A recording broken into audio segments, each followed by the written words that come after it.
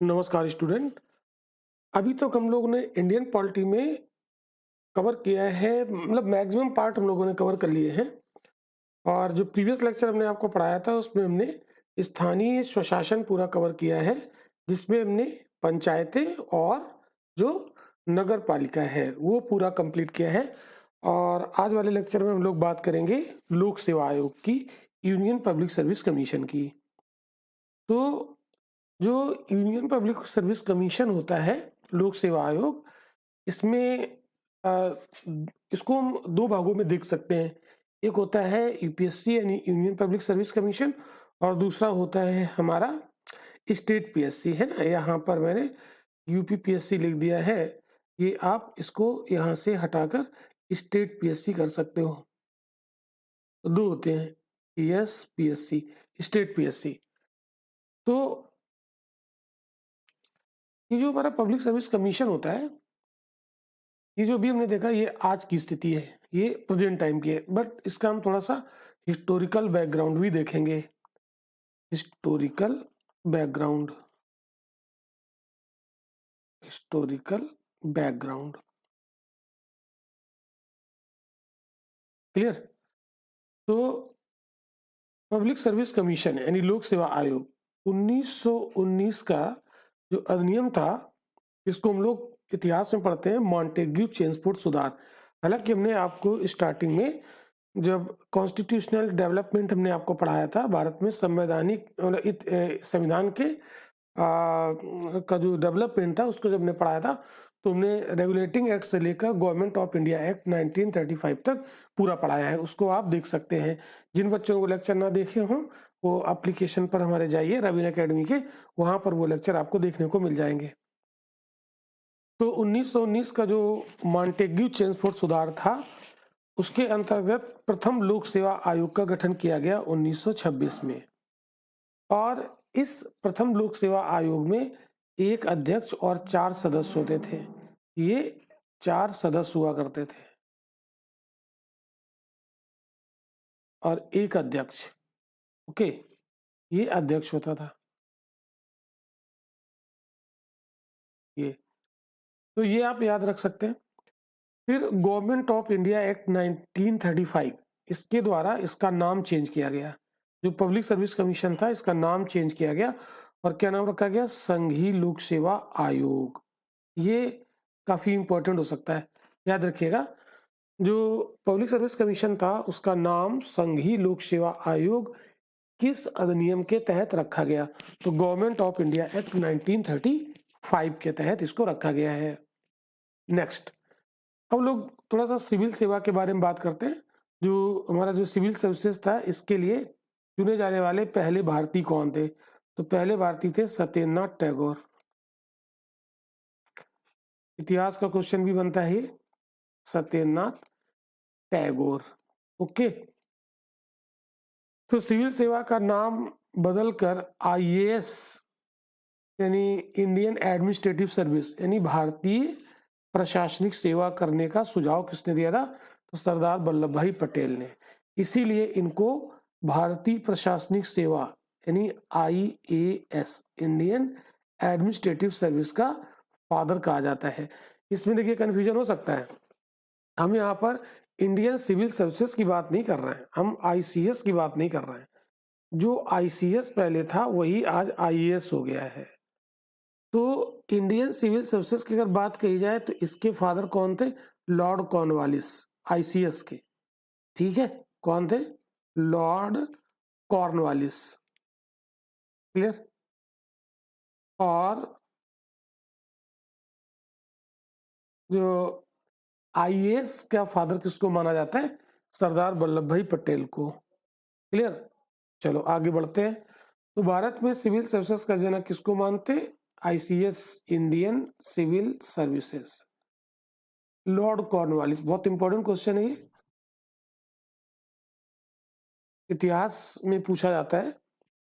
भारतीय प्रशासनिक सेवा में भर्ती के लिए पहली बार प्रतियोगी परीक्षा यानी इसका जो कंपटीशन हुआ था वो जुलाई 1947 में आयोजित किया गया था। मैंने बोला भारतीय प्रशासनिक सेवा, ना कि हम आपको इंडियन सिविल सर्विसेज, नहीं बोल रहे, आईएएस की बात कर रहा हूँ। क्लियर? चलिए, ये कुछ फैक्ट हैं जिनको हम लोग यहाँ पर देख लेते हैं। तो जो लोक सेवा आयोग होता है, इसका आज हमारे कॉन्स्टिट्यूशन में कहाँ पर प्रोविजन किया गया? आर्टिकल 315 से 323 में। तो ये आर्टिकल हमारे जो हमारा जो मतलब यूपी पीसीएस है या और भी जो स्टेट पीसीएस है, वहाँ पर आर्टिकल पूछ लिए जाते हैं। हालांकि यूपीएससी आर्टिकल नहीं पूछता, लेकिन फिर भी आपको पता होने चाहिए। तो आर्टिकल 315 से 323 में लोक सेवा आयोग का प्रोविजन किया गया, और आज का टॉपिक भी हमारा लोक सेवा आयोग है। तो लोक सेवा आयोग, इसका क्या पर्पस था, उद्देश्य क्या था?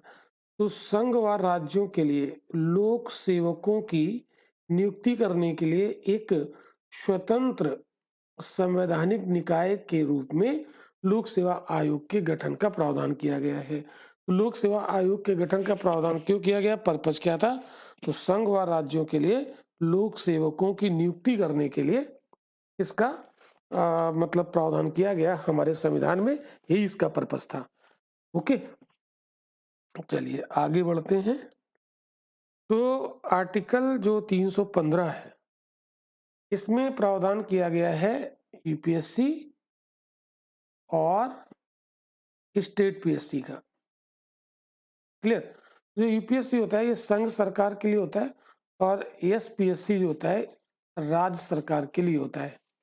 ओके, और इसके अलावा एक जेपीएससी भी होता है, joint public service commission, JPSC.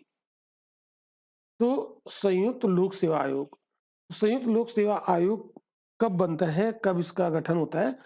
जब दो या दो से अधिक राज्यों के मतलब चाहने पर होता है। जैसे दो या दो से अधिक राज्य यदि चाह ले कि लोक सेवा आयोग एक ही हो और वो दोनों राज्यों के लिए काम करे, तो अगर ऐसा ये चाह लेते हैं तो संसद विधि द्वारा प्रावधान कर सकती है। यानी अगर आपसे क्वेश्चन पूछा जाए कि ज्वाइंट पब्लिक सर्विस कमीशन का प्रावधान करता कौन है, तो कौन करता है प्रावधान? पार्लियामेंट। कौन करता है? पार्लियामेंट। लेकिन तब करेगा जब दो या दो से अधिक राज्य ऐसा चाह रहे हों। तो अब ये कैसे पता चलेगा कि दो या दो से अधिक राज्य ऐसा चाह रहे हैं?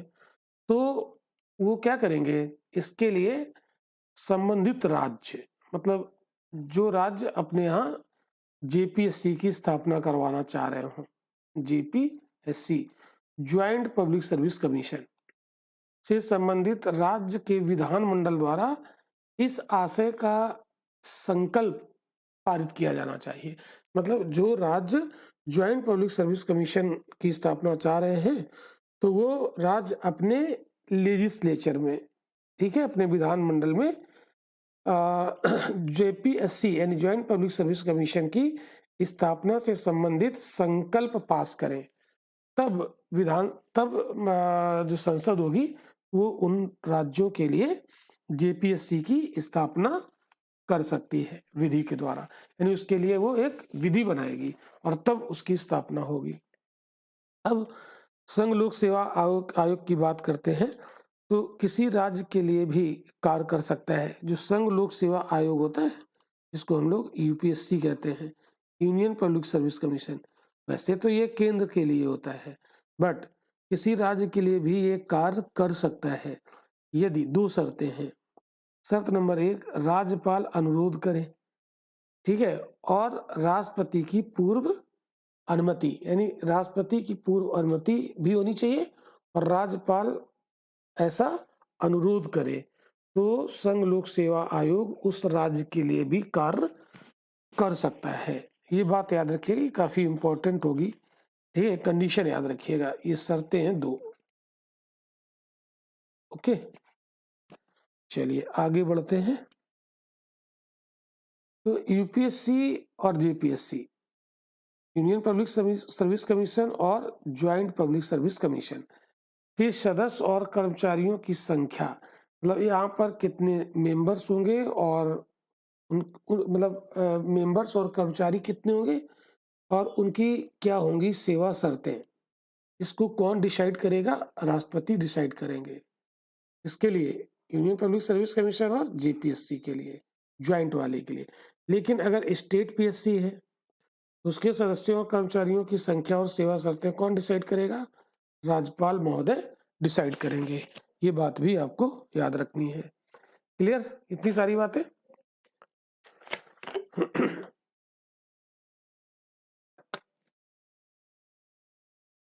ओके, और आगे बढ़ते हैं। अब यहाँ पर एक नोट हमने लिखा है, आयोग के सदस्यों की जो सेवा शर्तें होती हैं उनकी नियुक्ति के पश्चात उनमें कोई भी अलाभकारी परिवर्तन नहीं किया जाएगा, है ना? जो नॉन प्रॉफिटेबल चेंजेस नहीं किए जाएंगे। क्लियर? तो जानते हो ये जो प्रावधान है, ये जो यहाँ पर प्रावधान ये लिखा है नोट में, ये लोक सेवा आयोग की स्वतंत्रता को बरकरार रखता है। ये स्वतंत्रता के लिए आवश्यक है, के लिए आवश्यक है। ओके, कहने मतलब ये है कि अगर कोई जैसे मान लो लोक सेवा आयोग के सदस्य उनकी नियुक्ति के पश्चात यदि उनकी सेवा शर्तों में कटौती कर दी जाती, मतलब उसमें अलाभकारी परिवर्तन करने की कोई गुंजाइश होती, तो सरकार इनको बार्गेन भी करती, है ना?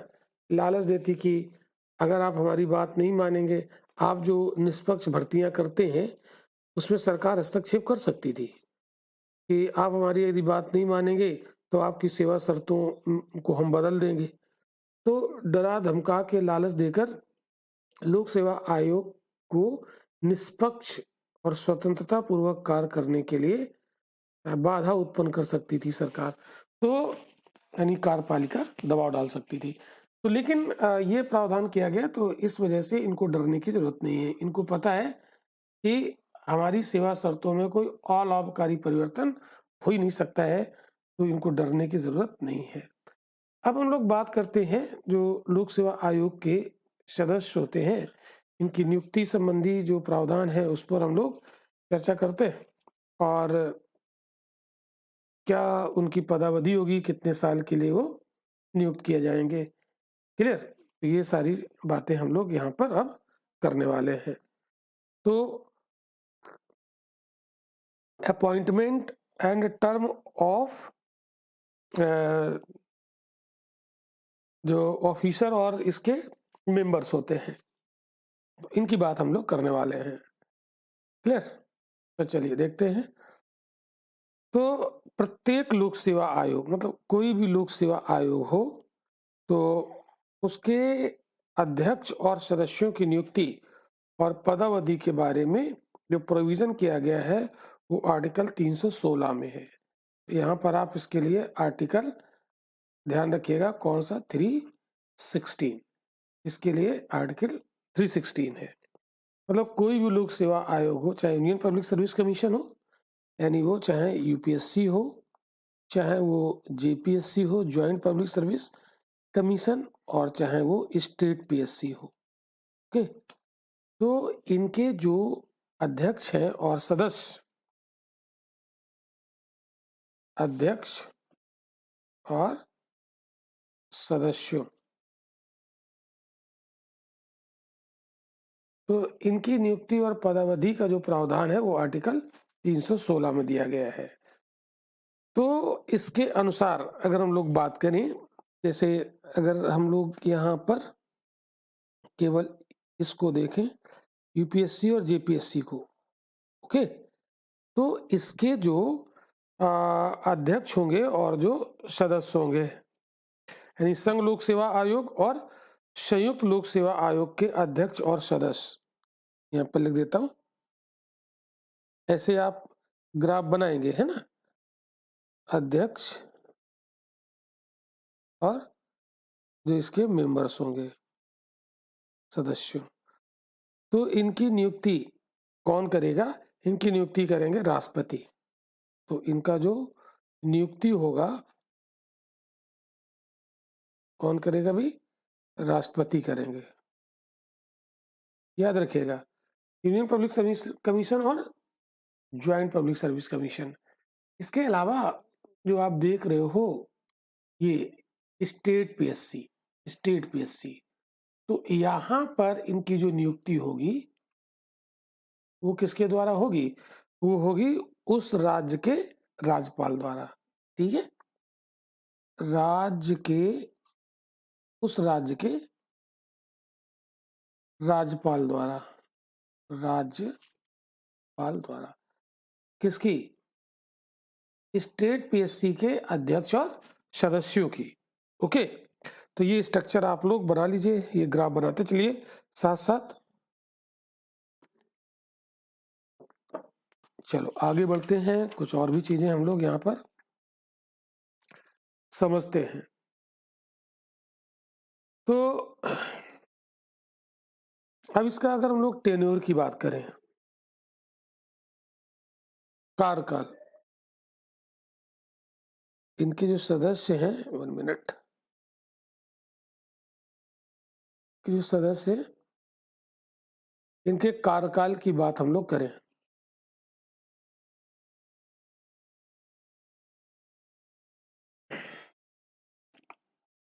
ओके, तो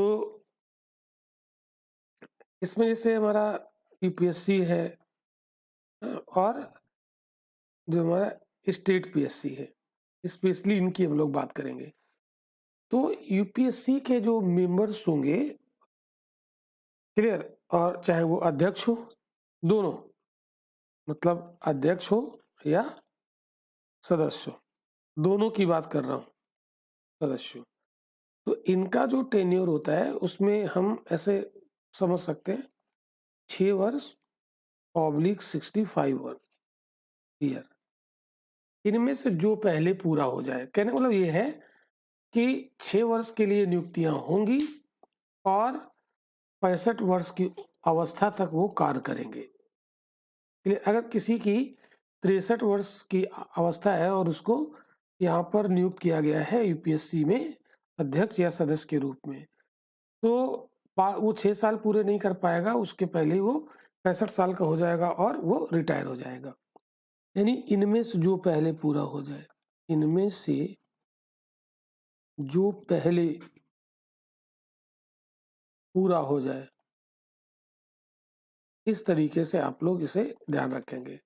ओके, तो ये आप ऐसे लिख लो। और जो हमारा स्टेट पीएससी है, इसके अध्यक्ष हो या सदस्य हो, अध्यक्ष या सदस्य हो, इनकी जो नियुक्ति होगी वो 6 वर्ष और 62 वर्ष। तो इसमें यहाँ पर जो अवस्था है वो थोड़ा कम रहती है। चल ओके, अब तो ये तो मतलब जब इतना कार्यकाल इनका पूरा हो जाएगा तो ये अपने पद से हट जाएंगे। किंतु जैसे अगर हम लोग बात करें, ये इस्तीफा दे भी सकते हैं ना, इस्तीफा। तो इस्तीफा कैसे देंगे, किसको देंगे? तो याद रखिएगा, यूपीएससी और JPSC and joint public service commission, ये दो। तो इसके जो सदस्य होते हैं ये राष्ट्रपति को इस्तीफा देंगे। किसको इस्तीफा देंगे? राष्ट्रपति को। राष्ट्रपति को इस्तीफा सौंपेंगे और कभी भी अपने पद से हट सकते हैं। और वहीं अगर स्टेट पीएससी का मामला हो, स्टेट पीएससी, तो ये लोग किसको रिजाइन देंगे? ऑब्वियस सी बात है, ये उस राज्य के राज्यपाल को इस्तीफा देकर कभी भी अपने पद से हट सकते हैं। तो एक चीज यहाँ पर आपको नोट में जरूर याद रखना है, एक नोट आप लोग यहाँ पर जरूर याद रखिएगा। मतलब किसी लोक सेवा आयोग का कोई सदस्य, है ना, मतलब कोई भी लोक सेवा आयोग हो, वो यूपीएससी हो सकता है, वो आपका जेपीएससी भी हो सकता है, और वो आपका स्टेट पीएससी भी हो सकता है, कोई भी। तो किसी भी लोक सेवा आयोग का कोई सदस्य अपनी पदावधि की समाप्ति के बाद पुनर्नियुक्ति के लिए पात्र नहीं होता है। क्लियर? तो यहाँ पर ये बात आपको लिखनी है। अपनी पुनर्नियुक्ति के लिए अपनी पुनर्नियुक्ति के लिए पात्र नहीं होता है। क्लियर? ये बात आपको याद रखनी है। ये इसकी स्वतंत्रता को कायम रखता है, स्वतंत्रता को कायम बरकरार रखता है, कायम रखता है। तो ये जो प्रावधान है, ये इस प्रावधान से जो कार्यपालिका है वो लोक सेवा आयोग को कोई लालच नहीं दे सकती है, उसके सदस्यों को कोई लालच नहीं दे सकती है। अगर ये प्रावधान ना होता तो कार्यपालिका इनके ऊपर दबाव डाल सकती थी, लालच दे सकती थी कि आप हमारी बात मानो तो हम आपको दोबारा से फिर नियुक्त करवा देंगे। तो फिर लोक सेवा आयोग के जो सदस्य हैं वो लालच में आ सकते थे और सरकार यानी कार्यपालिका के दबाव में आकर काम कर सकते थे, तो उनकी स्वतंत्रता बाधित हो जाती। जो लोक सेवा आयोग है ये एक स्वतंत्र निकाय है, इसको किसी से डरने और लालच में आने की जरूरत नहीं है, क्योंकि वो स्कोप ही खत्म कर दिया गया ना। यानी एक बार अगर लोक सेवा आयोग के सदस्य बन जाते हैं तो फिर जीवन में कभी भी आप दोबारा सदस्य नहीं बनेंगे, है ना। दोबारा मौका आपको नहीं मिलेगा किसी भी हालत में। इतनी बात आपको समझ में आ गई होगी। तो अब अगर हम लोग इनके सदस्यों को हटाने की बात करें तो कैसे हटाएंगे, ये बात भी हम लोग यहाँ पर देख सकते हैं। रिमूवल, इससे भी क्वेश्चन आता है। रिमूवल की अगर हम लोग बात करें या उनको जैसे निलंबन की बात करें तो इसके लिए आर्टिकल 317 है। पहली बात तो आर्टिकल भी आप ध्यान रख सकते हो, 317। ये एक बार यूपीपीएससी में क्वेश्चन पूछा भी गया था। तो लोक सेवा आयोग के अध्यक्ष व सदस्यों को हटाने के बारे में प्रावधान और प्रक्रिया किस आर्टिकल में दी गई है? 317 में दी गई है। तो इस प्रक्रिया के तहत लोक सेवा आयोग के अध्यक्ष या किसी सदस्य को केवल कदाचार के आधार पर ही राष्ट्रपति के आदेश द्वारा उसके पद से हटाया जा सकता है। तो हटाने का आधार की अगर बात करें तो मतलब कोई चाहे अध्यक्ष हो और चाहे सदस्य हो, क्लियर, दोनों की बात चल रही है यहाँ पर, अध्यक्ष हो या सदस्य हो, इनके हटाने का ग्राउंड क्या है? ग्राउंड यानी आधार। तो आधार होता है प्रूव्ड मिसबिहेवियर, जिसको कहते हैं सिद्ध कदाचार। अगर इनके ऊपर प्रूव्ड मिसबिहेवियर है ना कि जो कदाचार सिद्ध हो जाता है तो फिर उनको हटाया जाएगा। और हटाएगा कौन? राष्ट्रपति हटाएंगे, यानी राष्ट्रपति के आदेश से। याद रखिएगा, यहाँ पर लिख देंगे राष्ट्रपति के आदेश से।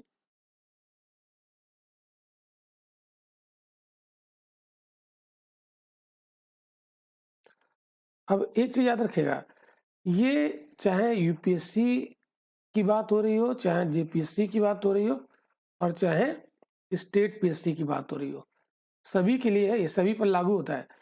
हटाएंगे राष्ट्रपति के आदेश के द्वारा ही ये हटेंगे।